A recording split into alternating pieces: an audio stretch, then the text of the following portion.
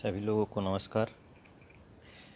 हमारे YouTube channel let's read में आपका स्वागत है।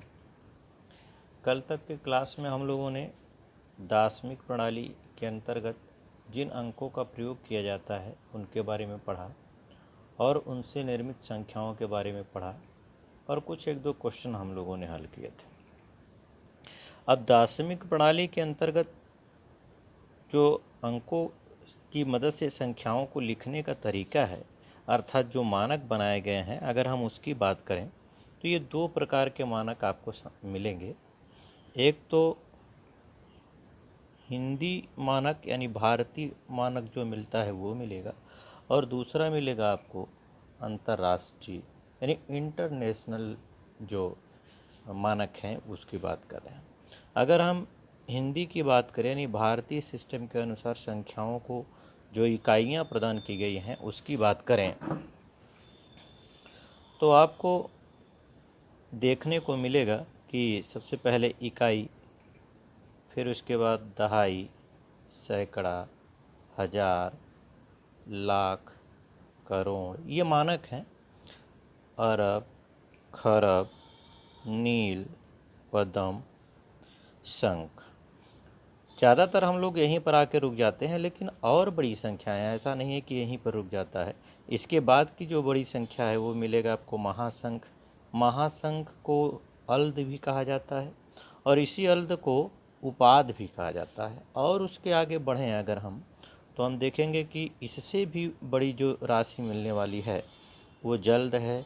उससे बड़ी भी जो मिल रही है माध है, फिर परार्ध है, अंत है, महाअंत, शिष्ट, सिंघर, उसके बाद महासिंघर और अदंत सिंघर।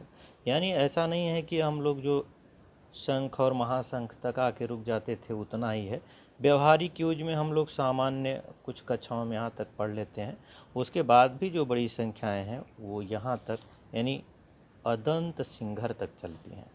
अच्छा, भारतीय इकाई की एक विशेषता है कि ये अपने पूर्व की संख्या का 10 गुना होता चलता है। जैसे 100 जो है, 100 के बाद हज़ार में चलेंगे तो इसका 10 गुना हो जाएगा, फिर हज़ार का 10 गुना लाख हो जाएगा, लाख का 10 गुना, इस तरीके से 10 गुना प्रत्येक संख्या। जैसे अभी हम लोग पढ़ेंगे कि हज़ार, 10,000, फिर लाख, कुछ इस तरीके से चलते रहेंगे। तो 10 गुना ऐसे बढ़ के रहेगा। निरंतर जो संख्याएं मिलने वाली हैं, जब अभी हम इकाई, दहाई, सैकड़ा वाला जो मानक निर्धारित करेंगे उसमें वो निरंतर 10 गुना बढ़ता जाता है।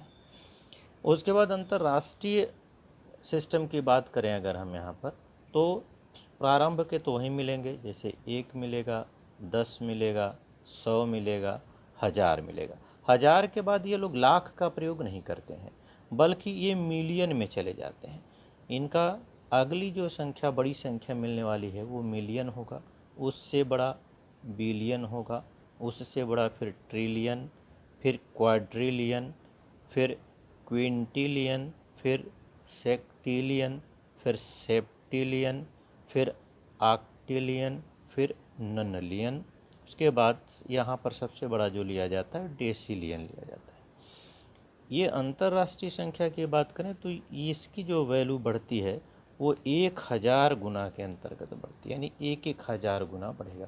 मतलब 1000 मिलियन बराबर 1 बिलियन होगा, 1000 बिलियन बराबर 1 ट्रिलियन होगा, 1000 ट्रिलियन बराबर 1 क्वाड्रिलियन होगा।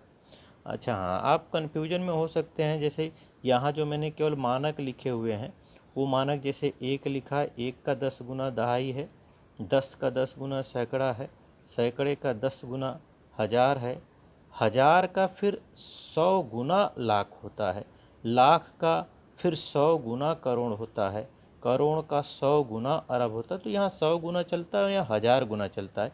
यहाँ तक की बात करेंगे तो सेम मिलेगा, 10-10 गुना 10-10 गुना चलेगा जैसे यहाँ पर है। लेकिन लाख के बाद ये 100-100 गुना बढ़ता है और यहाँ पर जो बढ़ रहा है आपका वो 1000 गुना बढ़ रहा है। तो ये चीज़ें ध्यान में रखनी है। अच्छा, व्यवहारिक रूप से अगर हम इसको और इसको जोड़ना चाहें, हिंदी यानी भारतीय सिस्टम को अंतर्राष्ट्रीय सिस्टम से, तो यहाँ पर 10 लाख बराबर 1 मिलियन माना जाता है। 10 लाख की वैल्यू 1 मिलियन होती है। इसी के अकॉर्डिंग अब 1000 मिलियन बराबर 1 बिलियन हो जाएगा, उसके आगे आप बढ़ते जा सकते हैं। इसके बाद हम बात करें तो संख्याओं को जो लिखने का तरीका रहा हुआ है पहले से ये हम लोग जानते हैं। यहाँ पर हमने इसको व्यवस्थित करने का प्रयास किया है। जैसे हम लोग छोटी कक्षाओं में पढ़ते रहे हैं कि पहले इकाई आएगा, फिर दहाई आएगा, सैकड़ा, हज़ार, 10,000, लाख, 10 लाख, करोड़, 10 करोड़, इस तरीके से आगे आप बढ़ते जा सकते हैं। तो यहाँ पर इसको व्यवस्थित यानी दिखाने का जो तरीका होगा ये कुछ इस तरीके से है। हमने यहाँ पर लिख के रख दिया हुआ है, 1 लिखा हुआ है, फिर दहाई के लिए 1 यहाँ लिखेंगे, 1 जीरो बढ़ जाएगा, फिर सैकड़े के लिए 1 लिखिए, इधर 2 जीरो बढ़ जाएंगे, 1000 के लिए 1 लिखिए, 3 जीरो बढ़ जाएंगे, 10,000 के लिए 1 जीरो लिखिए, 1 लिखिए और 4 जीरो हो जाएंगे। ऐसे ही लाख के लिए 1 के साथ 5 जीरो हो जाएंगे। इस तरीके से आपको बढ़ते हुए क्रम में मिल जाएगा। अब यहाँ तक तो ये लिखने का तरीका है और सबको पता भी है। जहाँ तक मुझे मालूम है आप सब इन चीज़ों को जानते होंगे।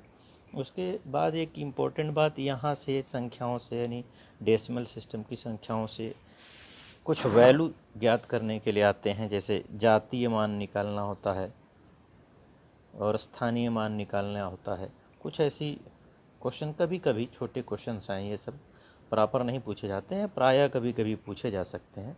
जैसे जातीय मान की बात की जाए तो जातीय मान क्या होगा, इसको फेस वैल्यू अंग्रेजी में कहते हैं। यह जो होगा वो अंकीय मान होता है। किसी भी संख्या में जो अंक प्रयोग किए जा रहे हैं उन्हीं अंकों का सीधे सीधे मान ही जातीय मान या फेस वैल्यू कहलाएगा, या अंकीय मान भी इसको कहा जाता है।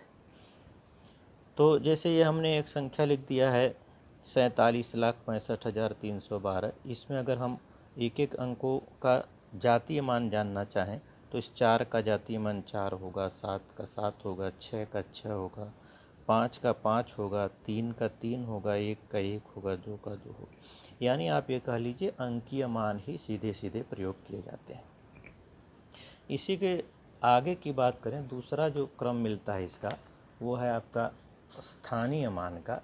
तो स्थानीय मान की बात करें तो आप देखेंगे कि स्थानीय मान को प्लेस वैल्यू कहा जाएगा, यानी स्थान का मान। तो स्थानीय मान अभी हम लोगों ने जो इकाई, दहाई, सैकड़ा, हज़ार, 10,000 इस तरीके से लिखा हुआ था उसी से आप कह सकते हैं इसको, उसी के अनुसार ये निर्धारित किया गया है।